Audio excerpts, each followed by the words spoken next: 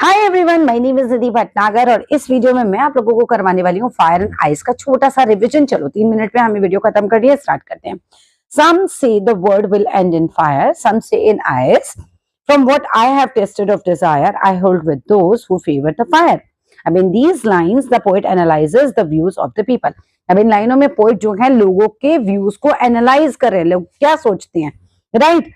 दो possible causes बताए गए for the end of the world. दो पॉसिबल कॉजेस कि some says the world will end in fire, यानी कुछ लोग क्या कहते हैं कि वर्ड जो है वो फायर से खत्म हो जाएगा। सम से इन आइस, और कुछ लोग कहते हैं कि वर्ड जो है वो आइस से खत्म हो जाएगा। सिम्बलाइज किया गया बेसिकली, बात करेंगे इसकी भी। On one side there are people who believe that the world will end because of fire. एक साइड वो लोग हैं जो ये कहते हैं कि ये जो संसार है ये फायर की वजह से खत्म हो जाएगा। Here fire represents the extreme Dzire. यहाँ पर फायर एक्सट्रीम डिजायर के लिए यूज किया गया। लोगों की इच्छाएं बहुत ज्यादा बढ़ गई हैं, एंगर गुस्सा बहुत ज्यादा बढ़ गया है, डिजायर, एंगर, ग्रीड यानी कि लालच। इन तीन चीजों को याद रखना कि फायर को किस किस के साथ जोड़ के देखा गया है, डिजायर के साथ, एंगर के साथ, ग्रीड के साथ, जो कि प्रेजेंट रहती है विद इन ह्यूमन बींग्स में। On the other side there are people who favour ice.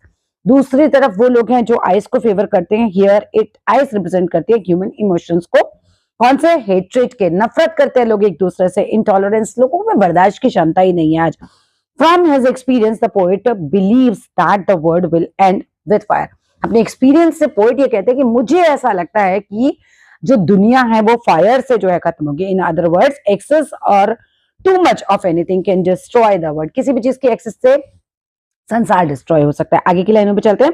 But if it had to perish twice. अब in these lines the poet thinks that if the word had to end twice, यानी अगर दोबारा word को खत्म होना हो।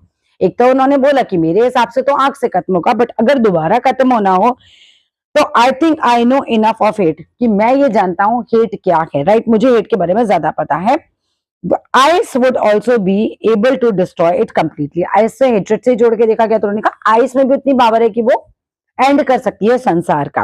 To say that for destruction ice it also great and would suffice. Suffice का मतलब सफिशिएंट है, ये पूछा जाता है।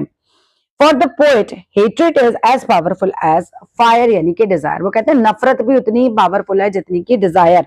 डिजायर को हमने जोड़ के देखा था फायर से, याद रखना, और हेट्रेड को हमने जोड़ के देखा था आइस के साथ। तो वो कहते हैं कि लोग एक दूसरे से नफरत करने लगे हैं।